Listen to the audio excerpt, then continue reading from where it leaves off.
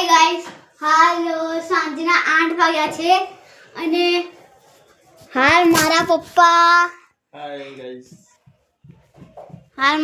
આરામ કરી રહ્યા છે નોકરીથી આવીને અને મારા દાદા ફોન જોઈ રહ્યા છે. દાદા હાય કરો. હાય.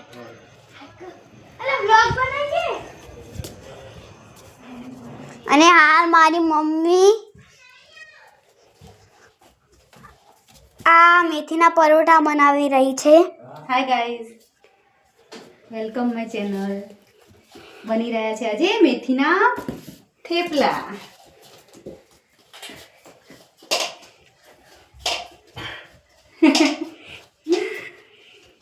આરવની ફરમાઈશ પૂરી કરવાની છે.